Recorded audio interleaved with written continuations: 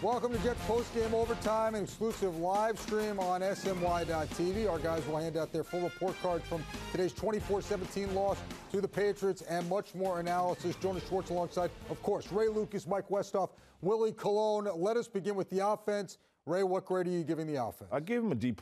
I know people are going to say, wow, that's pretty harsh. They score 14 points. Well, they actually... No, not you. Yeah, well, a little bit. Interceptions, costly. Too many penalties for my liking. 4 sacks, man. We didn't get the run game going at all against a team like New England. If you don't get the run game going, keep Tom Brady on the other side. And then you had too many 2nd and 1s, 3rd and 1s, 4th and 1s that you couldn't, execute. So they got a D+ from me, Mike. Mike? I give him a D also in that same vicinity. I was very disappointed in some things because, I'll ask you guys a question. When's the last time you've been watching an NFL game that you saw receivers in the early that were so wide open? I mean, the Jets had guys, they weren't even near them. Yeah. They weren't even near them. This is the 32nd ranked defense for a reason.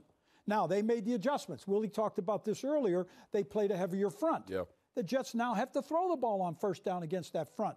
The 2 timeouts were terribly costly. They're coaching errors. And then also, where is the power running play that you can explode into that line and get the first down? Yeah, and it didn't happen, so I think that offense failed in that regard. Willie?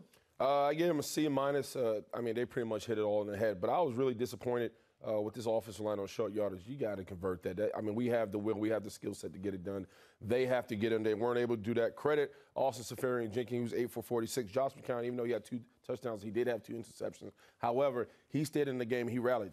But this is a great window into the New York Jets, and they have to expect this. They're going to force Josh McCown to beat them with their arms. Yes. They're going and this is going to be redundant time after time. So McCown can make the right throws and make the critical throws, and the receivers can get open. Yes, and he's going to have to become mobile whether he likes it or not. If not, you're going to see a lot of teams do what the Patriots did today, and they're going to scheme the Jets up. All right, let's move on to the defense. Willie, what grade does the defense get?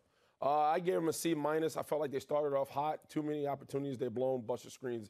Miss interception, not enough pass rush up front. They got to get after Brady. You can't have him sit in the pocket and dissect you. Think about this for a second. Dion Lewis for the Patriots had 4.7. Mike Gillislee had 4.4. James White, who doesn't even rush the ball, had 7.7 on the ground. They got beat up front in the trenches. So that D-line, they have to wake up. Mike? I give them a D also. This offensive running game runs for 118 yards and a 4.7-yard average. Yeah. That cannot happen. Can't happen. They cannot happen. I thought the Jets linebackers against the run disappeared a little bit again. Didn't play quite the same. And when you have Tom Brady and Gronkowski, I mean, you've got such a weapon. You have to be able to double Gronk, double somewhere, and then get some pressure. Get pressure on the outside. Get up into his face a little bit. They did nothing. 0 in that regard. Therefore, I think that's really an inadequacy on the Jets' defense. Ray? I give him a D+ for all the above. Can we just say that the D-line has 0 sacks? Absolutely. 0 sacks. Not 1. 1.5. You get tackles for loss 1.5. 0. D+. All right, Demario Davis is obviously a big part of that defense. Here's Janae Coakley with Demario Davis. Demario, after a loss like today, what's it like for this team? You take an L, it's not good. It's a game where you want to stack wins, and we took an L today. You got to give credit. They played better football than us today. When you guys make some big plays, but then you also make some big mistakes, it seems like you guys couldn't get in your rhythm. Yeah, I think we did some things good, and some things that we got to make some corrections on. Just got to look at the film and go from there. With a guy like Tom Brady, what makes him so good? You just got to give credit to their team. They played, a little bit better football than us, and we just got to give credit to them. They did what they had to do when the game was on the line. We got to find a way to, get those 1 or 2 plays that made a difference in our favor. You guys, though, never gave up. You guys went toe-to-toe with this team. What does it say about this team and its mindset? I think we're a team, that faces adversity well, and adversity struck us a couple of times in that game. I think, sometimes we responded well, and there was some times where we could have responded a little bit better. So just got to get that corrected for next week. Where's this defense after this game? we just want to keep, trying to progress. It's things that we did well, things that we can do better. We just try to correct it on tape and, do enough to get us a W next week. All right, what did Todd Bowles tell you guys at halftime? We try to usually keep, what Coach, talks about, in-house, but I think, Coach just wants us to continue to work to get wins, and that's what we got to do. All right, thanks, Demario. Thank you. Back to you, Jonas. All right, thanks so much. Let's continue on with our grades. Special teams, Mike, what are you giving them? Now, in this regard, the Jets continue to kick the ball fairly well. Yeah, Cannizzaro does a great job kicking off. He makes his field goals. Edwards has improved as a punter. Wasn't spectacular today, but it was pretty solid. I was very disappointed in the fact that running those kickoffs for the Jets out of the end zone the way they were and starting that offense around the 10-yard line or so, I think that's ridiculous. And at the end of the ball game, when they knew they didn't have timeouts, and they had a chance for a punt return, they called Jeremy Curley on a wide field. He doesn't have the speed to do that. Get the ball and get up the field. Not only that, they got the penalty on it. That's the most penalized play in football is the wide field punt return. I did a study on it a year ago. It's the most penalized play. That's the play they call, so they lose time, and they don't have time to lose. So therefore, I think it's just best to see. Willie? Yeah, I agree with Coach. Coach hit it all on the head. I gave him a C. The blocking in the back was a lot for me. I thought J.K. had a little bit of a rough day, but overall he did well. At the end of the day, special teams is a big unit for this team. They have to produce, and they have to be the most consistent because they just don't have enough going on the defensive side right now to overcome it, and the offensive side. So special teams is C for me. Right. C. You can't push this offense. I've talked about attention to detail on a number of occasions. I'm not sure if this team as a whole, because they're so young, can overcome mistakes like blocks in the back. You know what I mean? So it was C. I mean, he's kicking the ball out of the end zone, which is great to see. What is he, second in touchbacks, I think, on the kickoff in the NFL right now. But, you can't put your offense behind the 8-ball like that. It just can't happen. All right, let's get to coaching. This should be very interesting. Mike, what grade are you giving the coaching staff? I gave them a D, and I'll tell you why, because I'm going to break it down into different aspects. I think Todd Bowles has done an admirable job of getting the attitude and the aggressiveness of this football team.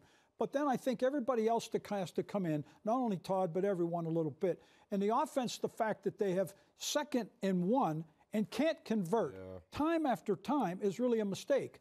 There are some play calling things where I think they got conservative. New England adjusted, the Jets did not. So that bothers me. And the fact that you're basically you're singling Gronkowski with no pressure on Tom Brady. So when you've got a defense in which you have no one in the top 50 guys in the National Football League on the sack list, that tells me that you have to do something different. Yep. So I think they've got to make some adjustments there. And in some ways, and so we talked in the pregame, the varsity and the JVs, I think the assistant coaches for the New England Patriots were the varsity today, and the other guys for the Jets fell a little bit behind today.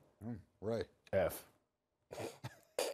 I mean, you want me to break it down? I could easily break it down. 4.7 yards per rush against New England's offense of the three-headed monster. What three-headed monster? They don't have a three-headed monster. They couldn't protect Brady for the last 5 games before this game. He's the most hit quarterback in the NFL right now. You know how many sacks we got today? 0. You know where Big Cat was? On the inside interior of the line when he should have been outside on a left tackle for the New England Patriots that has a bullseye this big on his back to say, come and rush me. Come and get me. You can go past me and get the other guy, number 12, behind me, okay? 2nd down and 1, don't get it. Trick play, 3rd down and 1, don't get it. 4th and 1, kick the field goal. No, let's go for it because we didn't get it on 2nd and 1. We damn sure didn't get it on 3rd and 1, but we'll definitely get it on 4th and 1. Terrible. The play calling for me, the 2 timeouts in the 3rd quarter. Right. What are we doing? You can't even get inside and out of the huddle. You're wasting timeouts that in the 4th quarter the Jets could have used. So to me, listen, again, it's an F for me because it's week 6, man. This stuff should be fixed already. And again, when you're asking Darren Lee to cover a Gronkowski, you got to put somebody over the top of Gronkowski to get him off his route first. Darren Lee is so fast, he can run with Gronk, but when you don't get him off the line of scrimmage and Gronk runs through him and then separates, you can't ask for too much. So F, the coaching staff's got to do a better job, Willie. I'm sorry. That's it. Yeah, I think, listen, I'm not going to be redundant and pretty much say what these 2 guys say, but I'm worried about coach's philosophy right now. I thought they blew a great opportunity. They beat the New England Patriots at home. You also have to understand, it's okay to be optimistic and plan for next week and say, hey, we can rally, but sometimes it's best to call a spade a spade. They didn't show up and they didn't execute the second half of this game, and that's why they lost. And going forward, if I'm coach right now, I'm lighting a fire under some of these guys' butts coming on Monday. Some of these guys need a wake-up call on that defensive side of the ball. Even on the offensive side, 3-3 is great, but this team should be 4-2. They have what it takes, and they blew one. So that's what I'm disappointed in. So your grade was C-? C-. Sorry, Jonas. That's okay. That's okay. What grade's everybody giving the refs in Park Avenue? F. Hey, put it straight. F.